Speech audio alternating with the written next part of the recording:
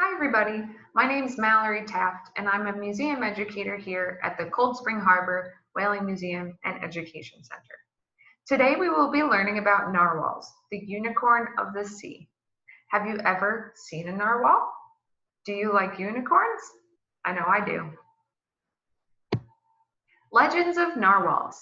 Here's a portrait to the left of Queen Elizabeth I. She was from, that's right, England. And she believed that narwhals were unicorns from the sea. Herman Melville, the author of Moby Dick, stated that the Queen purchased a spiral unicorn horn for 10,000 pounds. Pounds here being money, not weight. She was also known to drink from a unicorn cup, believing that if poison touched it, it would explode. Furthermore, historian Jerry Dennis explained that when British explorer Martin Frobisher returned from his expedition to the Arctic in 1577, he brought with him a 6-foot-long tusk that he had found on a dead sea unicorn. He tested the tusk's medical potency by placing spiders inside. When the spiders died, he declared the horn effective in neutralizing poison, and he presented it to Queen Elizabeth I as a gift. The Queen was in awe of the unicorn horn, and she declared that it be preserved with the crown jewels. What does a narwhal look like? Male narwhals have a massive tusk that can grow to be up to 10 feet long, while the female does not. Actually, only 3% of females grow a tusk. The female looks more like a mottled gray beluga whale. Have you ever seen a beluga whale? Narwhals have a blotchy, sausage-shaped body, a rounded head with no beak, a ridge on their backs rather than a fin, and short, blunt flippers with up-curled edges. They have odd-shaped tail flukes that look as though they have been put on backwards. What is the narwhal's tusk? The narwhal tusk is actually a tooth. Can you imagine having to brush almost a 10-foot-long tooth every day and night? It has millions of nerve endings in it, which means that they use it to feel or taste. And the male narwhals have 2 teeth. One grows into a tusk. What do you think life is like for a narwhal? There's a photo of narwhals together traveling in what we call a pod. Narwhals travel in pods of 10 to 20 at a time. But during the summer, they travel in packs of hundreds or even thousands to migrate. They tend to float motionless at the surface of the water, and then they either dive down or they leap up in unison like dolphins. They are the deepest diving whales, with the longest recorded dive being at 1,500 meters. They can hold their breath for up to 25 minutes. Could you imagine being able to hold your breath for up to 25 minutes when you're swimming in a pool or the ocean? I can't even believe that. What do narwhals eat? Narwhals are extremely fond of flatfish, codfish, shrimp, which I love, and squid. Narwhals use echolocation to track down and find their food. They have a very interesting way actually of eating. They create a vacuum and then they suck up their food. Where do you think narwhals live based off of these photos? Yep, that's right. They live in the Arctic tundra. So narwhals live in the Arctic tundra and they live above the Arctic Circle in the summer, but then they migrate to the shores of Greenland and Canada. Where's Canada? That's right, Canada is just north of the United States.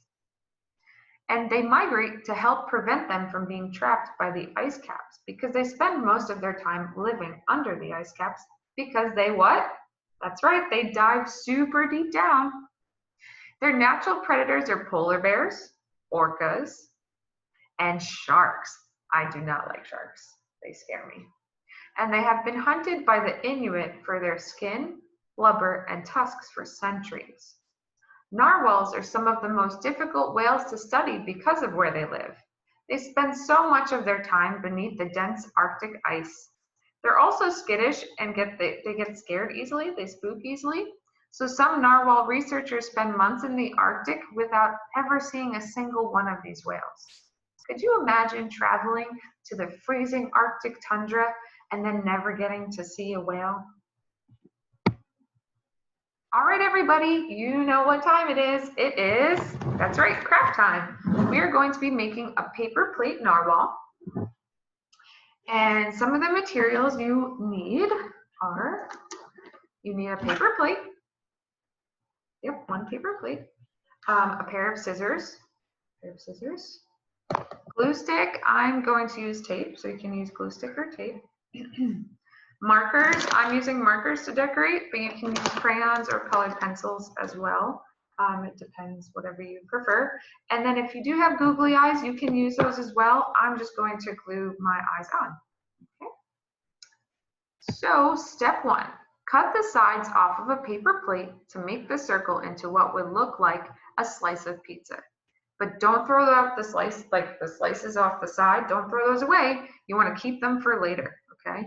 So we're starting with our paper plate and our scissors. Be careful, safety first. And we're going to cut the sides off so that it looks like a slice of pizza. So here we go.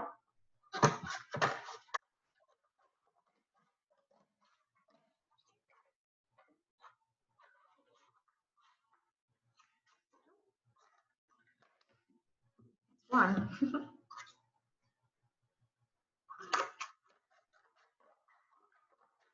And two. So now we have these two pieces. Don't throw them away. And we have our little slice. I'm actually going to just cut the top part of mine off, just so it doesn't get in the way and it's easier to build.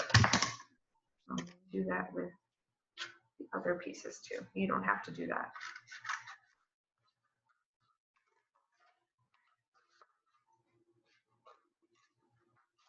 Hope everybody's having fun learning about narwhals,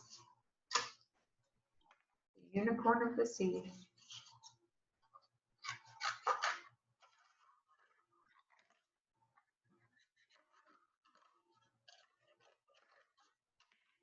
Okay, so I just cut the edges off just to help me later on when I build my narwhal, so it's a little more sturdy.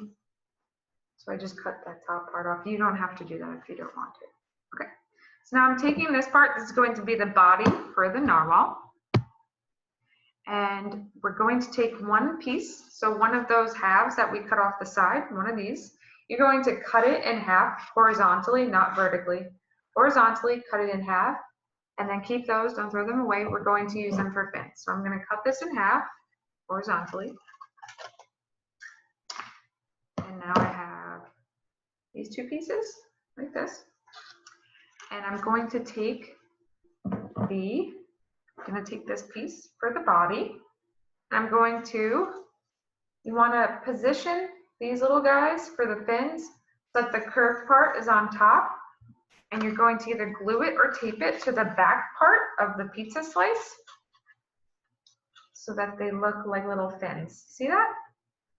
Kind of looks like it could be like a hammerhead shark right now. But those are the fins. You're going to tape it or glue it to the back. That's what it looks like in the back. Okay, so take a moment to do that.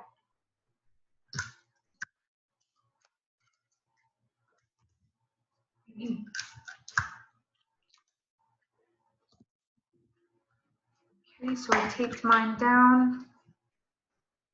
It looks like that. Okay. Now we want to go ahead and, okay, so now with the leftover other half that's left, you want to cut out a really skinny, like triangular shape. That's going to be the tusk.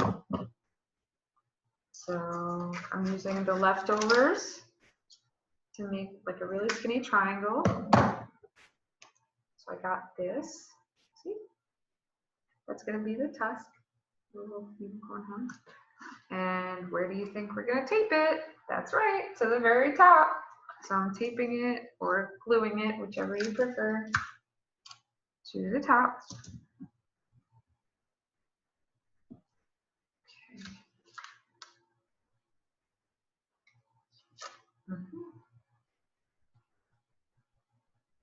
Okay. Taped it to the top, as you can see. We're almost there. Okay.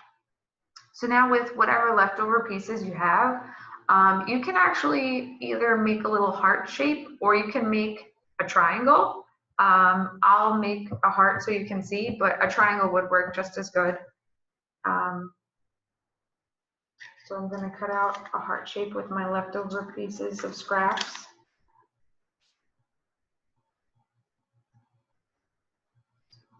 I'll show you in just a sec. Mine's a little, I made mine a little lopsided. It's a little lopsided, one's lower than the other, but that's okay. It doesn't have to be perfect.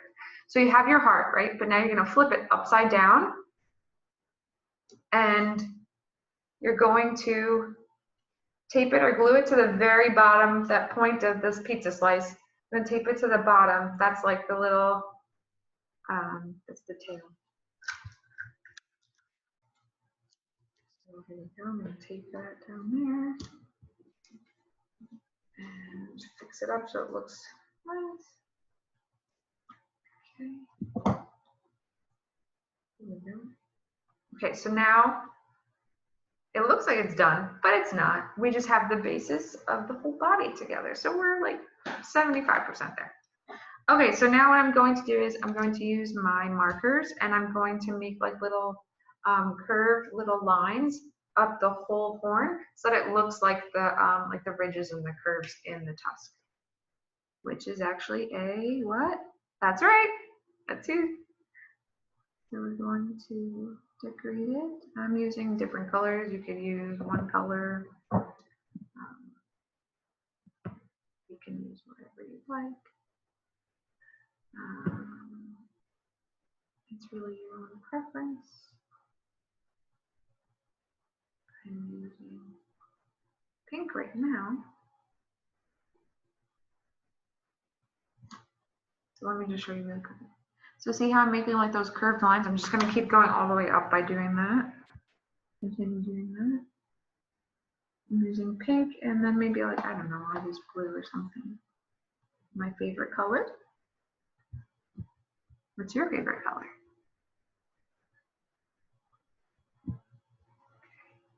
So I finished using the pink. Now I'll use some blue.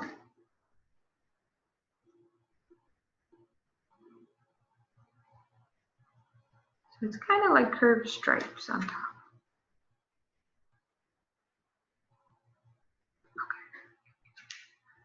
So I finished decorating the top. Okay. Now what I want to do is I want to draw on the eyes. Now the two eyes are oval shapes or kind of like an egg shape. So I'm going to leave a little space from where the horn is, maybe a little bit down below, like maybe 2 fingers down. And I'm going to put the little oval shapes for the eyes. So leave a little space in between. An oval. 2 ovals. Maybe you want to do little eyebrows, even though narwhals don't have eyebrows. It's like a cartoon of it, so it's okay. So I added little eyebrows.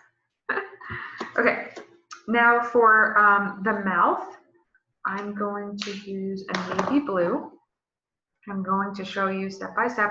I'm first starting with the letter a capital U. Capital U. Capital U right underneath where the eyes are. So see how it looks like that right now? Capital U. Then you want to connect the 2 points by adding like a little smiley that dips down. So smiley, and it connects. I'll show you what it looks like. See? Okay, so now you have the U, your little smiley that connects the 2 points on top.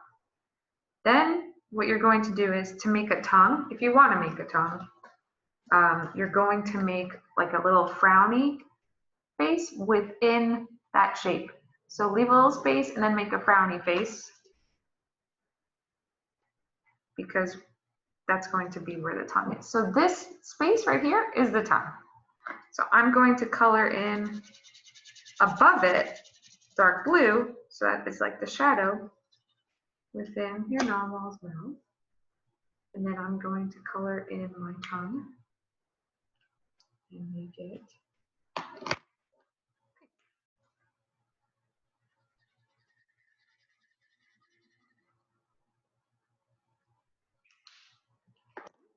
tongue is pink.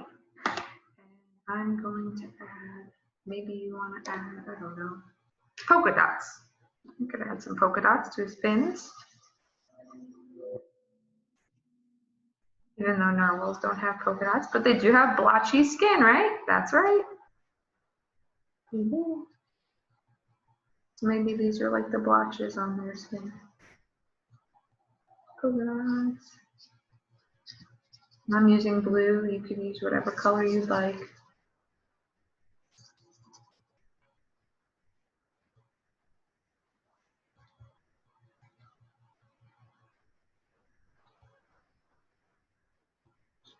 Okay, so I added some polka dots to his fins.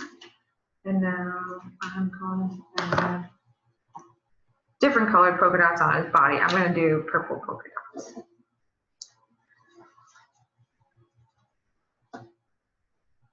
Maybe you want to make stripes. Maybe you want to make, I don't know, flowers or whatever you'd like to decorate your narwhal. Make it your own.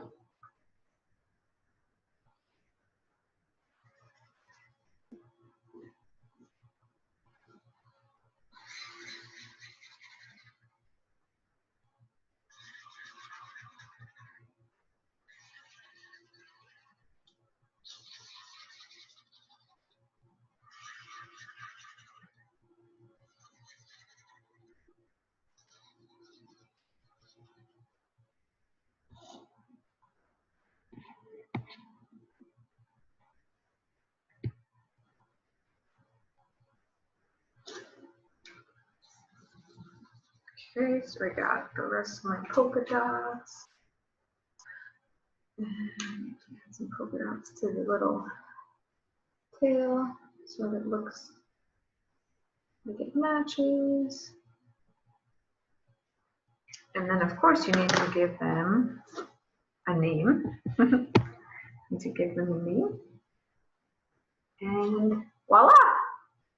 There you have it, your little narwhal friend. You can go and hang it up in your room. You can put it on your refrigerator. Maybe you want to give it to a friend or a family member or someone. You have your little narwhal. I didn't come up with a name yet for him or her, but there you have it. Thank you so much for joining me today. Again, my name is Mallory, and I'm from the Cold Spring Harbor Whaling Museum. I hope you had a great time making your narwhal, and please come back and join us. Bye, everybody.